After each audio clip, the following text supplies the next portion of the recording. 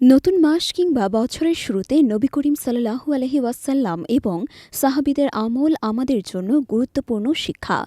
এটি কেবল একটি দোয়া নয়, বরং আল্লাহর প্রতি সমর্পণ, শয়তানের প্রলোভন থেকে সুরক্ষা এবং শান্তি ঈমানের জন্য প্রার্থনা। প্রত্যেক নতুন মাসে চাঁদ দেখে নবী করিম সাল্লাল্লাহু আলাইহি ওয়াসাল্লাম একটি বিশেষ দোয়া পড়তেন। সেটি হল, আল্লাহুম্মা আহিল্লাহু আলাইনা বিল আমনি ওয়াল ইমান ওয়াসসালামাতি ওয়াল ইসলাম রাব্বি ওয়া রাব্বুকাল্লাহ।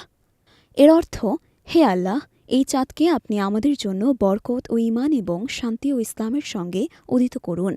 হে চাঁদ, আমারও তোমার রব আল্লাহ।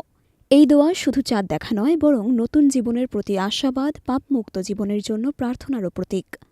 সাহাবীরাও নতুন মাস বা বছরের সূচনায় দোয়া করতেন। তাদের প্রিয় দোয়াটি ছিল, আল্লাহুম্মা আদখিলহু আলাইনা বিল আমনি ওয়াল ইমান ওয়াসসালামাতি ওয়াল ইসলাম ওয়া জিওয়ারিম মিনাশ শাইতান ওয়া রিদওয়ানিম মিনার রহমান।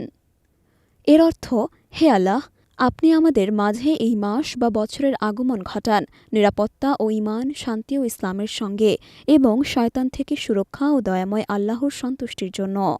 নবীজির সাল্লাল্লাহু আলাইহি ওয়াসাল্লামের জীবন থেকে আমরা শিখি, আল্লাহর প্রতি সম্পূর্ণ বিশ্বাস এবং নতুন শুরুর জন্য আন্তরিক প্রার্থনা। এ দোয়া আমাদের মনে করিয়ে দেয়, প্রতিটি মাস বা বছর নতুন সুযোগ, তওবা এবং বরকতের প্রার্থনার সময়। আল্লাহ তাআলা আমাদের সবাইকে পাপমুক্ত জীবন, সৎকর্মে পূর্ণ এক নতুন অধ্যায় শুরু করার তৌফিক দান করুক। নতুন মাসের চাঁদ উদিত হোক আমাদের জীবনে শান্তি, বরকত এবং আল্লাহর সন্তুষ্টি নিয়ে। আমিন।